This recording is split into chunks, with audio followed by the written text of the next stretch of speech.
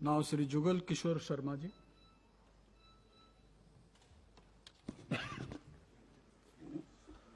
धन्यवाद सभापति जी।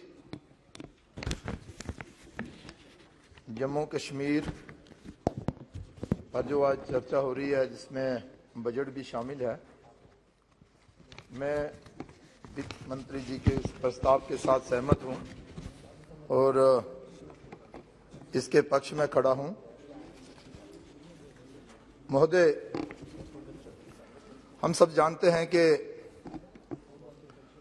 जम्मू कश्मीर में धारा 370 के रहते और धारा 370 की आड़ में शक्तियों का दुरुपयोग होता था। लोग, नौजवान नौकरी लेने के लिए सत्ताधारी मुखिया जो लोग रहते हैं उनके घरों के चक्कर काटते थे, रिश्वतखोरी का धंधा चलता था और लोग दर-बदर होते थे। जहां पर जो विकास के लिए पैसा जाता था वो विकास पर ना लगते हुए इन्हीं परिवारों के आंगन के विकास में लगता था और जो प्रोजेक्ट एक बार शुरू हो गया तो कई सालों तक वो प्रोजेक्ट जो है वो खत्म नहीं होते थे। लेकिन मैं महोदय बताना चाहता हूं कि आज नरेंद्र भाई मोदी देश के प्रधानमंत्री जी के नेतृत्व में और जम्मू कश्मीर के उपराज्यपाल मनोज सिन्हा जी के नेतृत्व में योग्यता के अनुसार रोजगार जो है वो प्रदान किया जा रहा है। जो पैसा विकास के लिए जाता है, जिस प्रोजेक्ट के लिए जाता है उसी प्रोजेक्ट पर लगता है और जो वर्षों पुराने प्रोजेक्ट अदर में लटके हुए थे वो प्रोजेक्ट पूरे हुए हैं। नए नए प्रोजेक्ट जो हैं वो शुरू हुए हैं और इसमें भी कोई दो राय नहीं है कि विशेष तौर पर जम्मू और कश्मीर में अलग अलग मापदंड जो थे वो अपनाए जाते थे।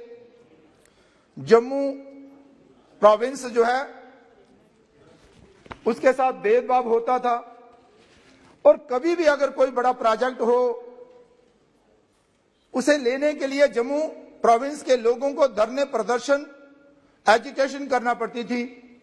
उसके बाद मिले ना मिले वो भी कोई पक्का नहीं होता था।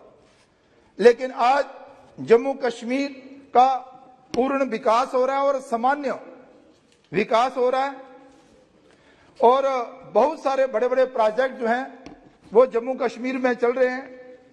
और विशेष तौर पर अगर मैं कहूं कि जब से केंद्र में नरेंद्र भाई मोदी जी की सरकार बनी है, जम्मू कश्मीर के बाग खुल गए हैं और जम्मू कश्मीर में विकास की गति जो है वो तेजी के साथ आगे बढ़ रही है। और सामान्य रूप से कश्मीर घाटी हो या जम्मू प्रोविंस हो, सामान्य रूप से विकास जो है वो आगे बढ़ रहा है। नरेंद्र भाई मोदी जी का ये जो नारा सबका साथ सबका विकास वो कारगर सिद्ध हो रहा है और विकास भी चहुमुखी विकास जो है वो हो रहा है। मैं थोड़ा सा पीछे जाते हुए आपको बताऊं कि जो अधिकार जम्मू कश्मीर के लोगों के उन्हें वर्षों तक नहीं मिले, वो अधिकार अब जाकर नरेंद्र भाई मोदी जी के प्रधानमंत्री रहते और केंद्र में भारतीय जनता पार्टी की सरकार बनने के बाद जो है वो अधिकार उनको मिले हैं। जो अधिकार उन्हें वर्षों पहले मिल जाने चाहिए थे। मैं डीडीसी की बात करूं, डिस्ट्रिक्ट डेवलपमेंट काउंसिल और बीडीसी के जो चुनाव हैं, जम्मू कश्मीर में पहली बार ये लोगों को अपने अधिकार जो है वो मिले हैं और 3 टायर सिस्टम जो है उसकी स्थापना हुई है।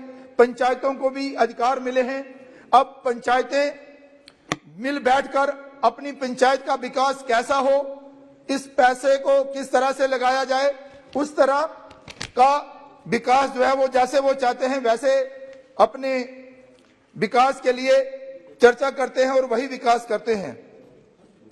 लेकिन एक बात जरूर है कि पुरानी सरकारों का दबदबा, परिवारवाद जो है वो अब खत्म हुआ है। स्वार्थ की राजनीति जो थी वो भी खत्म हुई है। लेकिन महोदय, मैं इसके साथ कहना चाहता हूं कि जम्मू कश्मीर में विशेष तौर पर कोरोना काल में जो सराहनीय कार्य केंद्र सरकार द्वारा किए गए हैं उसकी भी मैं सराहना करना चाहता हूं। और कभी कभी मैं सोचता हूं कि अगर देश के प्रधानमंत्री नरेंद्र भाई ना होते तो इस कोरोना काल में देश के साथ साथ जम्मू कश्मीर का क्या हाल होता। लोगों को आज वैक्सीन मुफ्त में दी जा रही है और विशेष तौर पर वो जो गरीब लोग थे उन्हें फ्री में राशन भी जो मुहैया करवाया गया, ये बहुत बड़ा कदम जो था और सराहनीय कदम है। मैं बड़े बड़े प्रोजेक्टों की चर्चा ना करते हुए सिर्फ इतना बताना चाहता हूं कि जम्मू कश्मीर में आज एम्स की बात करो, IIM की बात करो या रिंग रोड की बात करो, नेशनल हाईवे की बात करो, जम्मू एयरपोर्ट की बात करो, ये सारे कार्य जो हैं अब धारा 370 हटने के बाद जो है वो शुरू हुए हैं और तेज गति के साथ आगे बढ़ रहे हैं। अब लोगों को कोई शिकायत नहीं है। विशेष तौर पर जम्मू प्रोविंस के लोग भी खुश हैं कि जैसे कश्मीर घाटी में विकास हो रहा है वैसे ही जम्मू प्रोविंस में भी विकास हो रहा है और जो पैसा आता है जिस प्रोजेक्ट के लिए आता है उस प्रोजेक्ट के लिए लगता है। और विशेष तौर पर जम्मू का जो एयरपोर्ट था, बहुत बड़ी दिक्कतें इसमें हमें आती थी। आज यहाँ पर नाइट सर्विस जो है वो भी चालू हो गई है। जम्मू रेलवे स्टेशन का विकास जो है वो जोरों पर चल रहा है और जम्मू में चारों ओर सड़कों का जाल जो है वो बिछाया जा रहा है, नेशनल हाईवे बनाए जा रहे हैं।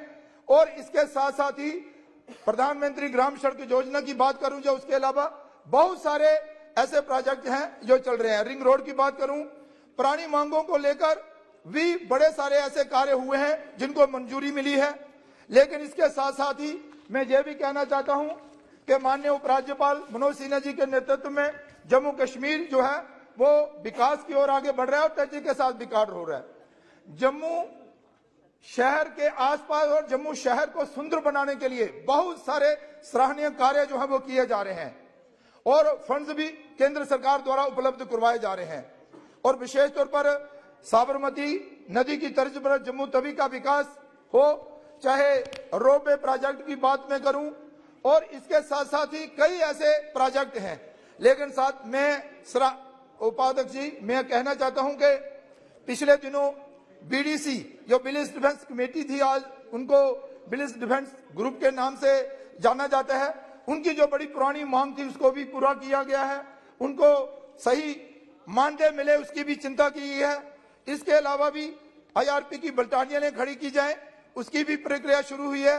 शहर में बिजली और पानी की व्यवस्था ठीक हो उसके लिए भी जो है वो कार्य किए जा रहे हैं। आयुष्मान भारत के माध्यम से या फिर इसके अलावा भी कई कार्य किए जा रहे हैं। महोदय मैं कहना चाहता हूं कि इस बजट में भी कई सारे ऐसे बड़े प्रावधान जो है वो रखे गए हैं, उन सब की मैं चर्चा तो नहीं करूंगा। लेकिन कई हेल्थ सेक्टर में हो, यहाँ पर 29 क्लस्टर मॉडल गांव स्थापित किए जा रहे हैं। वहीं एक एकलव्य मॉडल जो बोर्डिंग स्कूल जो है उन पर काम चल रहा है।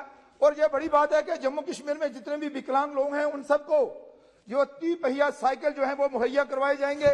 इसके साथ ही यहाँ पर शहरों के विकास के लिए 3112 करोड़ रुपए जो है वो रखे गए हैं। ये अच्छी बात है, पिछले बजट से भी ज्यादा और उद्योग को बढ़ावा देने के लिए भी यहाँ पर बात की गई है।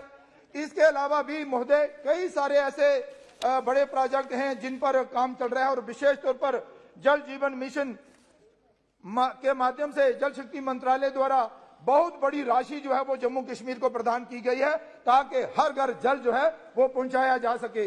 प्रधानमंत्री आवास योजना के माध्यम से भी काम हो रहा है। लेकिन अब मैं चाहता हूं कि जम्मू कश्मीर में प्रधानमंत्री आवास योजना प्लस के माध्यम से भी कुछ कार्य जो है वो किया जाए। कारण यह है कि कुछ लोग ऐसे हैं जो छूट गए हैं, मैं चाहता हूं कि उन पर भी थोड़ा गौर किया जाए और वो पोर्टल जो इस समय बंद है उसे खोला जाए ताकि प्रधानमंत्री आवास योजना प्लस के माध्यम से वहां पर भी कुछ लोग जो है वो अपनी रजिस्ट्रेशन जो है वो करवा सकें। महोदय मैं एक बात और कहना चाहता हूं, वित्त मंत्री जी जहां बैठे हुए हैं, जम्मू कश्मीर में बहुत सारे ऐसे नौजवान हैं, कर्मचारी हैं जो वहां पर अपनी सेवाएं जो है विभिन्न विभागों में दे रहे हैं और विभिन्न विभागों के जो कर्मचारी हैं वो नीड बेसिस है और अड़ाक बेस पर काम करते हैं और वो रोजाना धरने प्रदर्शन करते हैं। कारण एक ही है कि उनको जो सही मानदेय जो उनको मिलना चाहिए नहीं मिल पा रहा है। मेरी वित्त मंत्री जी से प्रार्थना है कि ड्यूटी प्रशासन का आर्थिक सहायता करें ताकि ये जो कर्मचारी हैं इनको नियमित किया जाए या मिनिमम वेज एक्ट के दायरे में लाया जाए और ये अपने बच्चों का पालन पोषण भी कर सकें। और ये एक बड़ी बड़ी समस्या जो है वो बनी हुई है, लेकिन उपराज्यपाल महोदय इस ओर आगे बढ़ रहे हैं। उन्होंने पिछले दिनों 12,000 कर्मचारियों को नियमित करने की घोषणा की है। यह बहुत बड़ा एक सराहनीय कार्य है, लेकिन यह क्रम जारी रहे उसके लिए जम्मू कश्मीर की मदद जो है हमें करनी होगी। मनरेगा के माध्यम से बहुत अच्छे कार्य हो रहे हैं, बहुत बजट भी आपने रखा है, लेकिन 17-18 और 16-17 की कुछ काम ऐसे हुए हैं जो किस वजह से उन लोगों को उनका पैसा उनको नहीं मिला, ये उनको मिलना चाहिए था। वो लाइबिलिटी एक खड़ी हुई है जम्मू कश्मीर ड्यूटी प्रशासन पर, वो बकाया राशि जो है वो उनको दी जाए जिन्होंने वो काम किए गए हैं। मैं वित्त मंत्री जी से प्रार्थना करता हूं कि उसके लिए भी आर्थिक सहायता जो है वो ड्यूटी प्रशासन की जाए। इसके अलावा भी मैं ये कहना चाहता हूं कि सीआरएफ माध्यम से बहुत अच्छे ब्रिज और रोड वहां पर बन रहे हैं, लेकिन इस कोरोना महामारी के कारण वो जो पैसा थोड़ा कम पड़ गया। अब ये कुछ प्रोजेक्ट ऐसे हैं जो रुक गए हैं, कई सारे प्रोजेक्ट हैं। हालांकि केंद्र अपने ड्यूटी प्रशासन ने कुछ ऐसे प्रावधान किए हैं कि कुछ प्रोजेक्ट ले लिए हैं, उन्हें किसी और हेड से पैसा दिया जा रहा है, लेकिन बहुत सारे ऐसे अभी भी प्रोजेक्ट हैं जिन पर जो है सीआरएफ के माध्यम से पैसा नहीं गया है। मैं प्रार्थना करूंगा कि वो पैसा भी रिलीज किया जाए। मैं मिसाल के तौर पर आपको कहूं तो रोजमर्रा ही हमारे पास लोग आते हैं। जोड़ियां इंद्री पत्तन टू प्रगवाल एक बहुत बड़ा ब्रिज है जिसका बहुत बड़ा लाभ जो है वो सीमावर्ती क्षेत्र में रहने वाले लोगों को होगा। तो मैं चाहता हूं कि इसके लिए भी पैसा जो है वो उपलब्ध करवाया जाए। और सांबा सुंब रोड और ऐसे कई ऐसे रोड और ब्रिज हैं यहाँ काम रुका पड़ा है, जिससे कि लोग जो हैं वो दुखी हैं। मैं जानता हूं कि जम्मू से अखनूर और अखनूर से पुंछ रोड जो है बड़ी तेज गति से आगे बढ़ रहा है, और वो जो एक 250 किलोमीटर का फासला था वो अब 190-92 किलोमीटर का रह जाएगा।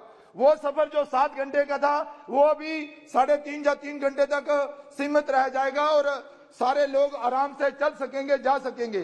तो मेरी आपसे प्रार्थना है कि ये जो काम चल रहे हैं ये चलते रहे, ये जल्दी से संपन्न हो, लेकिन इसके साथ साथ ही वो सारे कार्य जो रुके पड़े हैं वो भी जल्दी से आगे बढ़े। कुछ आईआरपी की बटालियन ने वहां खड़ी करने की बात हुई थी, कुछ बच्चे जिन्होंने इंटरव्यू दिया था उसमें पास भी हुए, उनके अभी रिटर्न होने थे, लेकिन मैं चाहता हूं कि उन बच्चों को भी थोड़ी रियायत दी जाए जिन्होंने वो रिटर्न पास किया है। ये जो सीमावर्ती क्षेत्र पर आप बटालियन खड़ी करने जा रही थी, बहुत बड़ा योगदान जो है वो रोजगार के लिए जम्मू कश्मीर सरकार के लिए केंद्र सरकार ने दिया था। उन बच्चों पर भी थोड़ा ध्यान दिया जाए, उनको भी मौका दिया जाए और नए जो लोग हैं उनको भी मौका दिया जाए। इसके साथ साथ ही जम्मू कश्मीर में जो बीडीसी के लोगों के लिए आपने किया उसके लिए मैं आपकी सराहना करता हूं। यहाँ पर हमारे मनीष तिवारी जी जो बोल रहे थे, कह रहे थे कि सीमा पर हालात कुछ ठीक नहीं है।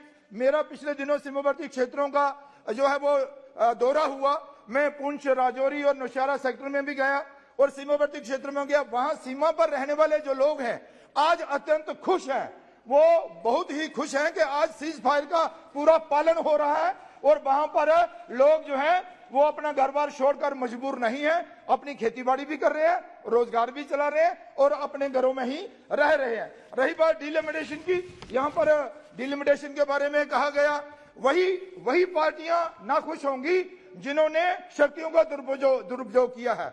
यह भेदभाव पहले होता रहा है, आज वो भेदभाव जो है वो नहीं हो रहा है। आज सामान्य रूप से जिसका जो हक बनता था डिलिमिटेशन ने उसे वो हक दिया है। इसलिए जम्मू कश्मीर की सरकार जो है, जम्मू कश्मीर के लोग जो हैं वो खुश हैं कि पहली बार डिलिमिटेशन कमीशन द्वारा इंसाफ जो है वो जम्मू कश्मीर की जनता के साथ किया गया है। आपने मुझे मौका दिया, आपका बहुत बहुत धन्यवाद।